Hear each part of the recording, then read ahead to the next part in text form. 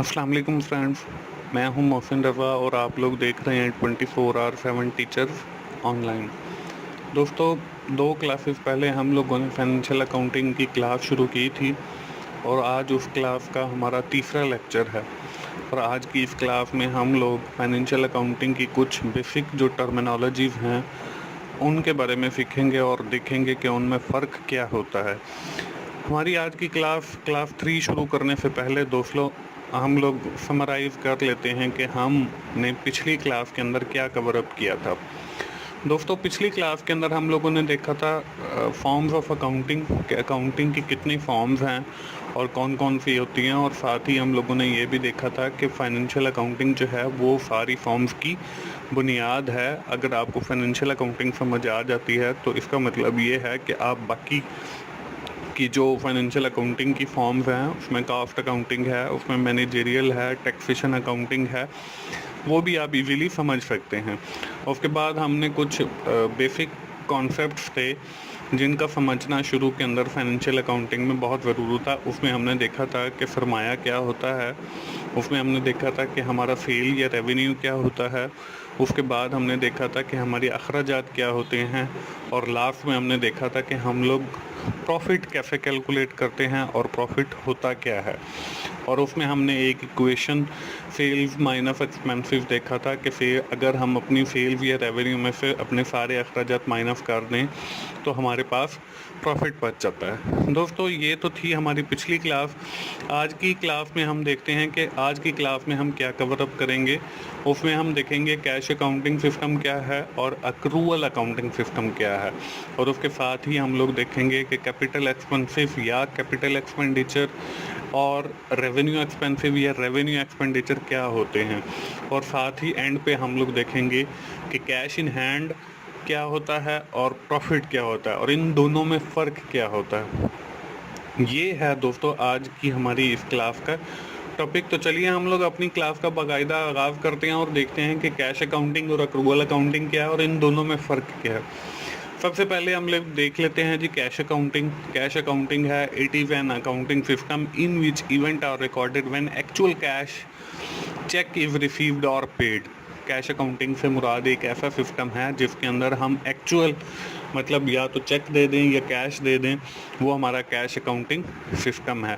हम उसकी एक एग्जांपल देख लेते हैं जी। A company is receive electricity bill for the month of January on 15 February and paid on 15 February.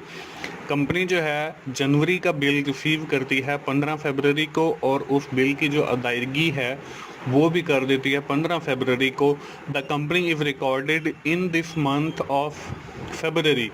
Company जो है वो उसको रिकॉर्ड करती है फरवरी के अंदर because the actual payment is made on that month, क्योंकि एक्चुअल जो पेमेंट है कैश की वो फरवरी के अंदर हुई है। So that we have recorded this bill in the month of February. This is called cash accounting system. ये हमारा कैश अकाउंटिंग सिस्टम है कि जब हमने कैश की अदायगी की उस वक्त हमने रिकॉर्ड किया। On the other hand if we talk about the accrual accounting system, accrual accounting system mean in which event are recorded as they when they occur। जब वो अकर हों मतलब उनकी अदायगी की बात नहीं की जा रही बल्कि जब वो अकर हों उस वक़्त मतलब हम उनको रिकॉर्ड कर लें, तो this is known as accrual accounting system. ये हमारा अक्रूवल अकाउंटिंग सिस्टम होगा। इसकी एग्जांपल देख लेते हैं जी। The electricity is utilise in the month of January. हम वही पुरानी हमारी मिसाल है जनवरी के बिल वाली। आप देखें जो इलेक्ट्रिसिटी है वो हमने कंज्यूम की है जनवरी के अंदर। If the company is recorded this bill in the month of जनवरी, अगर कंपनी जो है वो इस बिल को जनवरी के मंथ के अंदर रिकॉर्ड कर लेती है, this is called accrual accounting system because the company is utilising the electricity in the month of January but it will pay the amount in the month of February. If the company is recorded this bill in the month of February, this is called a cash accounting system। और अगर company जो है उसको जनवरी के अंदर record कर लेती है when the electricity bill is occur, this is called accrual accounting system। ये हमारा accrual accounting system होगा। तो दोस्तों कैश अकाउंटिंग में और accrual accounting में फिर फ़र्क यही है कि जब हम लोग कैश की अदायगी मतलब उस बिल की पेमेंट कर रहे हैं, अगर हम उस वक़्त उस बिल को रिकॉर्ड करते हैं तो हम लोग कैश अकाउंटिंग सिस्टम को फॉलो कर रहे हैं।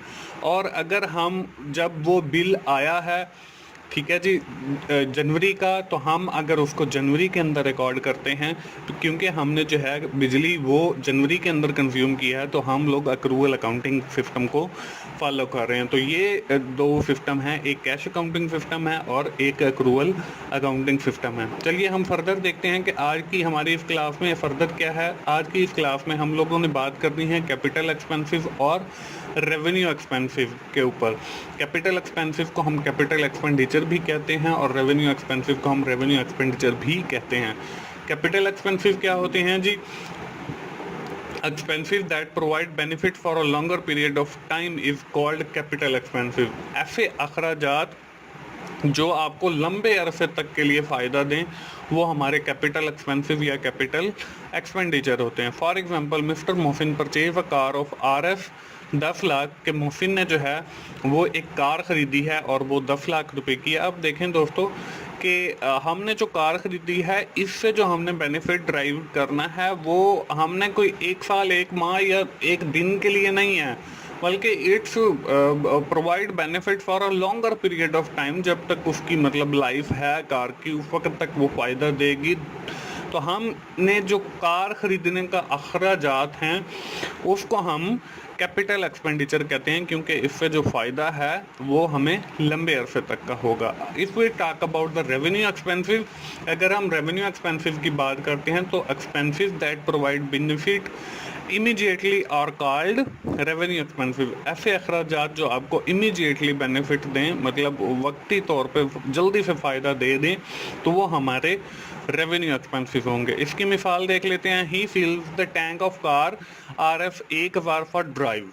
अब देखें, हमने उसी कार के अंदर 1,000 का पेट्रोल डलवाया है और उसको हमने मतलब चलाने के लिए इस्तेमाल करना है। तो ये जो 1,000 रुपये का हमने पेट्रोल डलवाया है, ये जो अखराजात हैं ये हमारे रेवेन्यू एक्सपेंसिव हैं, क्योंकि इनसे जो फ़ायदा है उसी वक्त तक होना जब तक उसके अंदर वो पेट्रोल है और हमने उसको कंज्यूम कर लिया। तो ये दोस्तों फ़र्क है कैपिटल एक्सपेंडिचर और रेवेन्यू एक्सपेंडिचर के अंदर, या कैपिटल एक्सपेंसिव या रेवेन्यू एक्सपेंसिव के अंदर।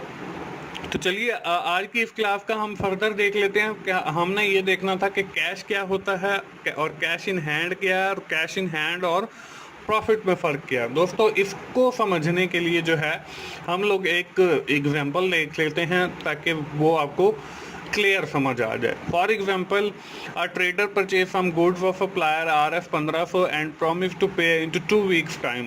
एक परचेवर ने जो है सप्लायर से 1500 की गुड्स लिए हैं और उससे वादा किया है कि वो 2 हफ्तों के अंदर उसकी अदायगी कर। The same day he sells that goods of RF 2000, वो 2000 की बेच देता है। He pays RF 1000 and promise to pay the balance amount in 1 week after 1 week.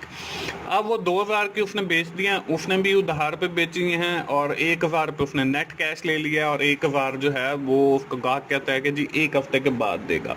Now at the end of the day the trader have 1000 in his hand, के उस दिन के इख्तिताम पे जो है वो उसने 1000 पे उसके पास कैश इन हैंड है। अब क्वेश्चन क्या अराइज होता है? क्वेश्चन ये अराइज होता है कि व्हाट इज़ प्रॉफिट, कि इसमें प्रॉफिट क्या है, और is cash in hand that the purchaser receive on that day that is the profit. जो उसने 1000 रुपये रिसीव किया वो उसका प्रॉफिट है? तो नो, इसका जवाब हमें नो आएगा, क्योंकि वो उसका प्रॉफिट नहीं है। उसकी वजह ये है कि उसने 1500 की वो जो कॉस्ट पे करनी है वो भी अभी पे करनी है। तो हम इसका नीचे फर्दर पढ़ लेते हैं। He still have receive to pay RF 1000 and pay the remaining amount of RF 500। अभी उसने 1000 पे और रिसीव कर रही है और उसमें से भी 500 सप्लायर को देने हैं। So the actual profit is 500 and he have 1000 cash in hand on the first day, और 1000 जो है जो उसने पहले दिन रिसीव किया वो उसका कैश इन हैंड हो जाएगा। तो दोस्तों हम ये कह सकते हैं कि जो कैश इन हैंड है वो हमारा हमेशा प्रॉफिट नहीं होता, बल्कि उसमें से हमने अखराजात माइनस करने होते हैं। जो हमने किसी सप्लायर से जो प्रोडक्ट लिए हैं उसके अगेंस्ट जो हमने उसको पे करना होता है। तो कैश इन हैंड जो है वो हमेशा प्रॉफिट नहीं होता, बल्कि cash in hand is something different from the net profit. कि कैश इन हैंड जो है वो कुछ अलग होता है प्रॉफिट से। तो ये है दोस्तों, अब इस एग्जांपल के ज़रिए उम्मीद है कि आपको समझ आ गया होगा कि कैश इन हैंड जो है वो something is different from the profit, के वो प्रॉफिट से कुछ डिफरेंट होता है। तो दोस्तों ये थी हमारी आज की क्लास। हम जल्दी से इसको समराइज़ कर लेते हैं कि आज की क्लास के अंदर हमने क्या सीखा है। आज की क्लास में हमने देखा है कि कैश अकाउंटिंग सिस्टम क्या है और अक्रूवल अकाउंटिंग सिस्टम क्या है, और साथ ही हम लोगों ने देखा है कि कैपिटल एक्सपेंडिचर क्या होती हैं और रेवेन्यू एक्सपेंडिचर क्या होती हैं, और कैश इन हैंड क्या हमारा हमेशा प्रॉफिट होता है या और कैश इन हैंड और प्रॉफिट के अंदर क्या फ़र्क है।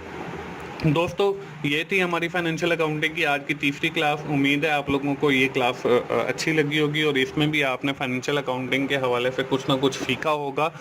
दोस्तों अगर आप लोगों को मेरी वीडियोस पसंद आ रही हैं तो आप लोग इन वीडियोस को अपने दोस्तों से शेयर कीजिए, इन्हें लाइक कीजिए और कमेंट्स की सूरत में अपना फीडबैक दीजिए, और मेरा चैनल ज़रूर सब्सक्राइब कीजिए ताकि मेरी हर आने वाली वीडियो आप लोगों तक पहुंच सके। और दोस्तों मुझे अगली क्लास तक के लिए इजाज़त दीजिए। थैंक यू वेरी मच दोस्तों। अल्लाह हाफिज़।